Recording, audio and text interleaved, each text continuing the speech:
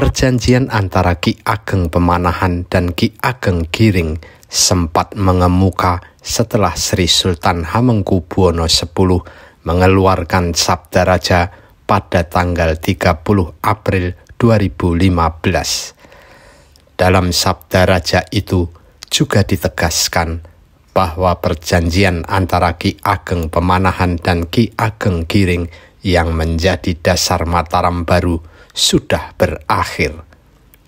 Banyak yang terus penasaran sebenarnya apa isi perjanjian antara Ki Ageng Pemanahan dan Ki Ageng Giring itu.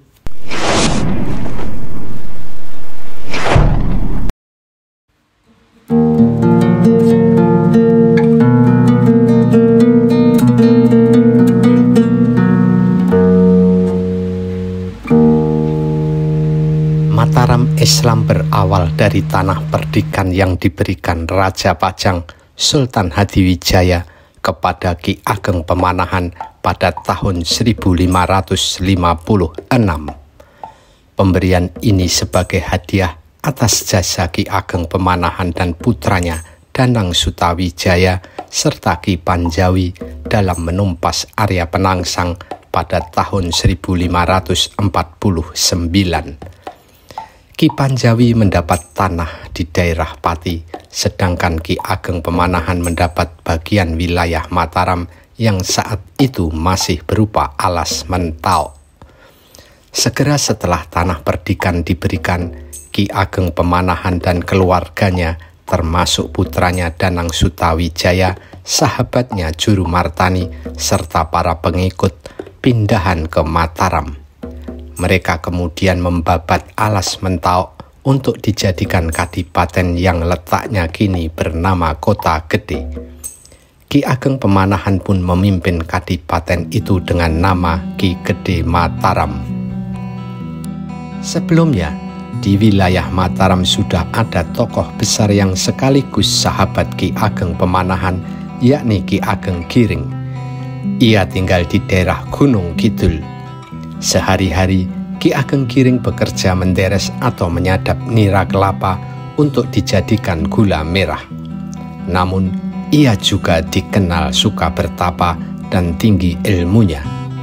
Dikisahkan oleh Babat Tanah Jawi, suatu hari saat menyadap nira, Ki Ageng Giring mendengar suara dari pohon kelapa yang selama ini tak pernah berbuah dan kini memiliki buah tunggal.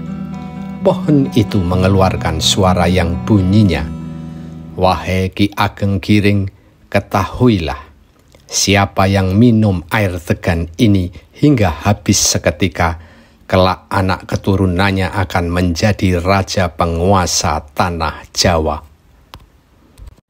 Ki Ageng Giring pun kemudian memanjat pohon itu dan mengambil kelapa muda atau degan satu-satunya tersebut. Lalu ia mengupasnya dan meletakkannya di rumah. Karena saat itu belum haus dan air kelapa muda itu harus diminum sampai habis sekaligus, Ki Ageng Giring kemudian pergi ke hutan terlebih dulu dan akan meminum di siang hari ketika benar-benar haus. Kepada istrinya, ia berpesan agar tak seorang pun boleh mengambil kelapa muda itu. Namun, saat Ki Ageng Giring ke hutan, Ki Ageng Pemanahan datang ke rumahnya dan kehausan. Karena sudah seperti saudara, ia langsung masuk ke dapur di rumah Ki Ageng Giring untuk mencari legen atau air nira yang biasa dikumpulkan Ki Ageng Giring. Ia tak menemukan legen untuk diminum, tapi Ki Ageng Pemanahan melihat kelapa muda yang menggodanya berada di rak. Apalagi ia sangat haus. Ia pun segera mengambil kelapa muda itu dan hendak meminumnya. Namun, istri Ki Ageng Giring kaget dan langsung melarang karena suaminya pasti marah dan sudah berpesan agar tak ada yang mengambilnya. Karena saking hausnya, Ki Ageng Pemanahan memaksa meminum air kelapa muda itu dan meyakinkan Nyai Giring bahwa ia akan mengambil tanggung jawab jika Ki Ageng Giring marah. Dengan cepat, Ki Ageng Pemanahan meminum air kelapa muda itu sampai tuntas. Setelah pulang dari hutan, Ki Ageng Giring langsung mencari kelapa muda sakral itu dan hendak meminumnya. Namun, ia terpukul berat setelah diberitahu bahwa air kelapa muda yang membawa wahyu itu sudah diminum Ki Ageng Pemanahan. Sebagai orang yang berilmu, Ki Ageng Giring menyadari mungkin sudah takdir bahwa keturunan Ki Ageng Pemanahanlah yang akan menjadi raja penguasa Jawa. Ki Ageng Giring lalu menceritakan kepada Ki Ageng Pemanahan perihal rahasia air kelapa muda itu. Siapapun yang meminumnya sampai tuntas, maka keturunannya akan menjadi raja penguasa Jawa. Maka Ki Ageng Giring kemudian mengajukan permintaan kepada Ki Ageng Pemanahan agar yang menjadi raja di Jawa nanti bergantian dari keturunan Ki Ageng Pemanahan, kemudian bergilir ke keturunan Ki Ageng Giring. Ki Ageng Pemanahan hanya terdiam. Permintaan kemudian diulang hingga Ki Ageng Giring menawar agar setelah keturunan ke-6, maka raja berikutnya adalah keturunannya. Ki Ageng Pemanahan juga tidak mengabulkannya.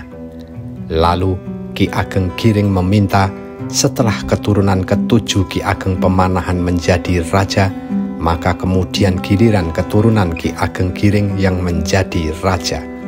Artinya, Ki Ageng Giring meminta raja ke-8 nanti berasal dari keturunannya.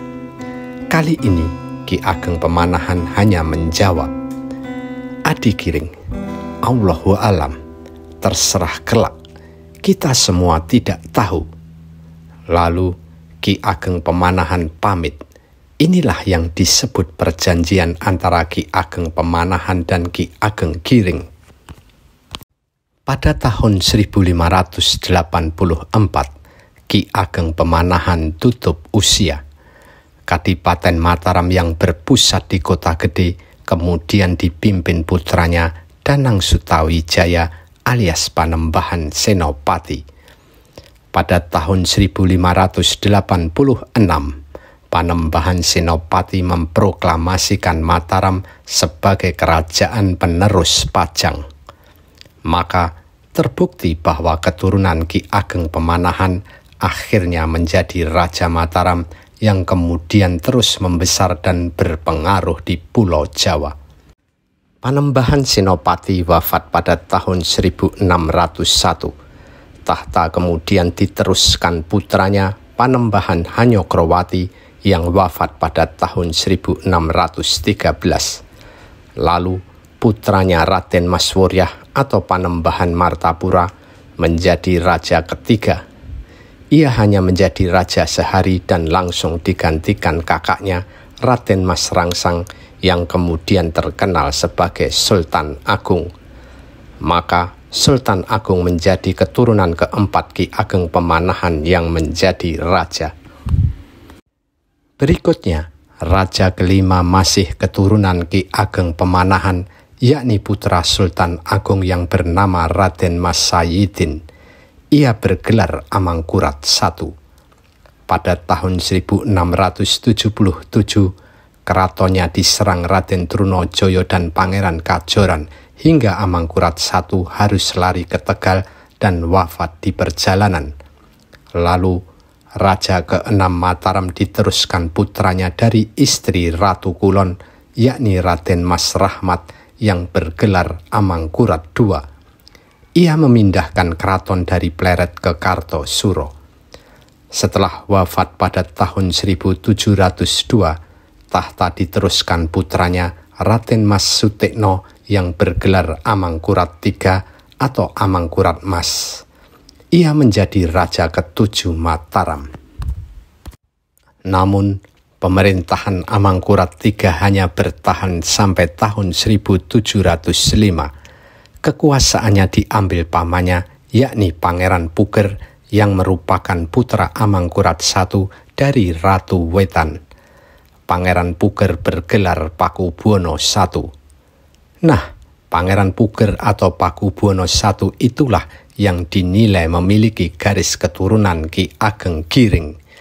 Sehingga ini sesuai dengan perjanjian Ki Ageng Pemanahan dan Ki Ageng Giring.